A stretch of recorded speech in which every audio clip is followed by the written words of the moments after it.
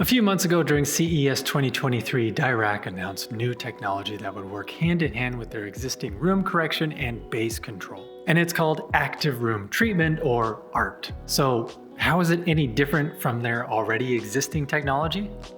Let's talk about it.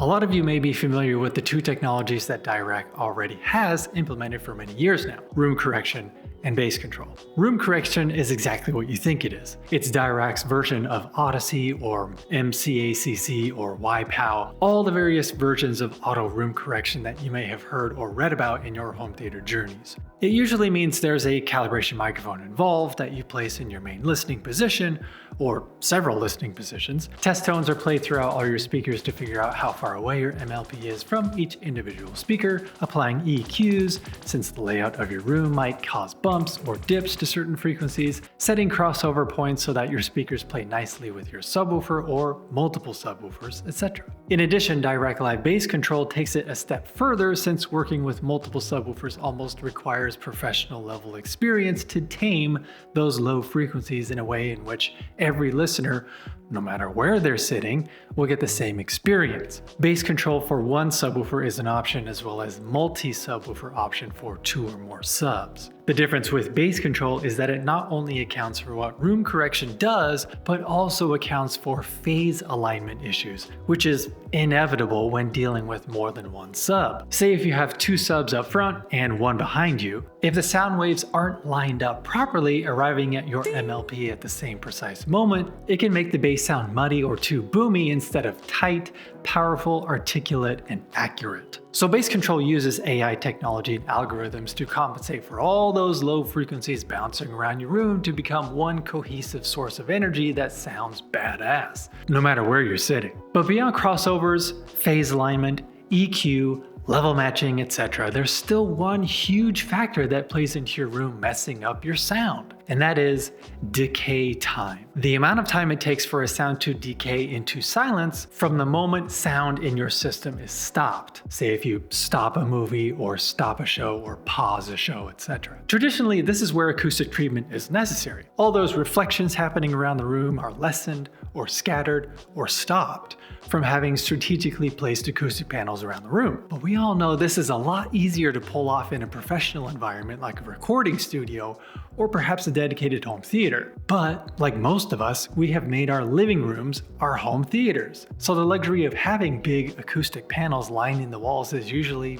impossible. Or maybe a significant other would file divorce papers if they came home to find big, bulky acoustic panels around your carefully designed interior spaces.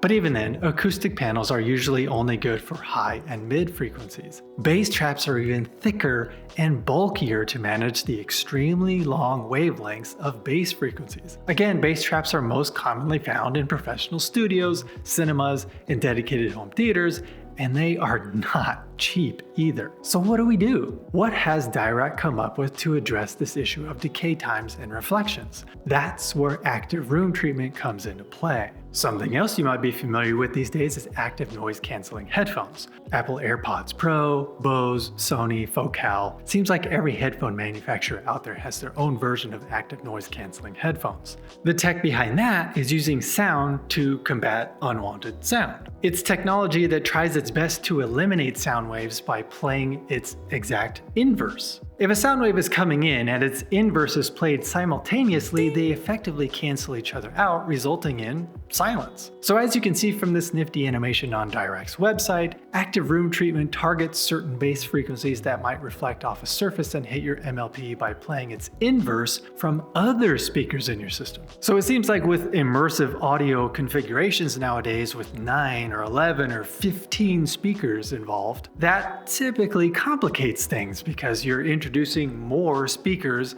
more sound waves, and more reflections bouncing around the room. But the cool thing is now Dirac has made that an advantage. You're effectively creating an environment in which each speaker can potentially be used to cancel out unwanted bass frequencies that are taking too long to decay into silence. It's like your whole system has become a team of superheroes, all working together to fight the evil bass frequencies that would otherwise muddy up your sound. It's wild. So with this technology, Dirac has essentially eliminated the need for bulky acoustic panels and bass traps, allowing for more living rooms to become a space in which audio isn't bouncing around all over like crazy anymore, but sounding as good as a professional studio or cinema. But here's the catch.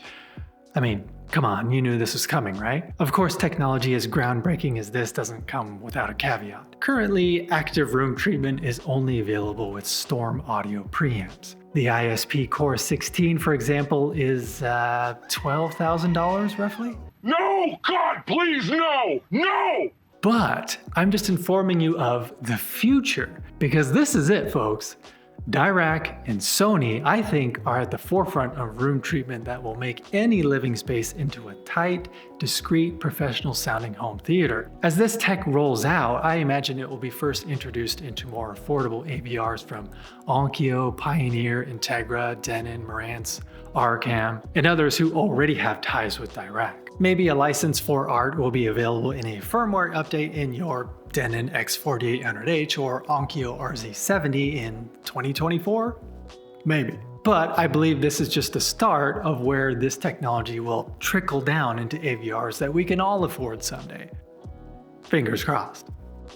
Thank you for joining me on this quick breakdown of Dirac's new active room treatment. Are you excited for it? Are you stoked to not have to worry about acoustic treatment? Is this the future you were hoping for, or are you still satisfied with your dedicated home theater and acoustic panels? Anyway, let's have a conversation in the comments below, people. As always, please be kind to each other out there. Don't just watch TV and movies, experience them with Dirac Live art, yeah? And of course, always be listening.